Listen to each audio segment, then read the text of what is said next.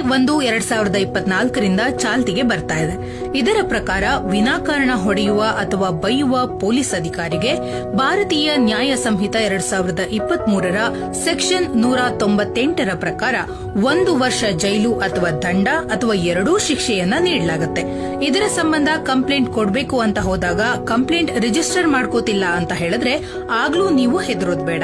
ಭಾರತೀಯ ನಾಗರಿಕ ಸುರಕ್ಷಾ ಸಂಹಿತೆ 2023ರ ಸೆಕ್ಷನ್ 175ರ ಸಬ್ ಸೆಕ್ಷನ್ 3ರ ಅಡಿಯಲ್ಲಿ ನೀವು ನೇರವಾಗಿ ಮ್ಯಾಜಿಸ್ಟ್ರೇಟ್ ಬಳಿ ಹೋಗಿ ಕಂಪ್ಲೇಂಟ್ ಅನ್ನು ರಿಜಿಸ್ಟರ್ ಮಾಡಬಹುದು. ಅದರ ಅನ್ವಯ ವಿಚಾರಣೆಯನ್ನ ಮುಂದುವರಿಸಲಾಗುತ್ತೆ. ಇನ್ನು ಸುಳ್ಳು ಕೇಸ್ ಹಾಕ್ಬಿಟ್ಟು ಪಾಠ ಕಲಿಸ್ತೀನಿ ಅಂತ ಪೊಲೀಸರೇನಾದ್ರೂ ಹೆದರಿಸ್ತಾ ಇದ್ರೆ ಭಾರತೀಯ ನ್ಯಾಯ ಸಂಹಿತೆ 2023ರ ಸೆಕ್ಷನ್ 201ರ ಅನ್ವಯ ಕಂಪ್ಲೇಂಟ್ ಅನ್ನ ರಿಜಿಸ್ಟರ್ ಮಾಡಬಹುದಾಗಿದ್ದು 3 ವರ್ಷಗಳವರೆಗೆ ಸಜೆಯನ್ನ ನೀಡಬಹುದು.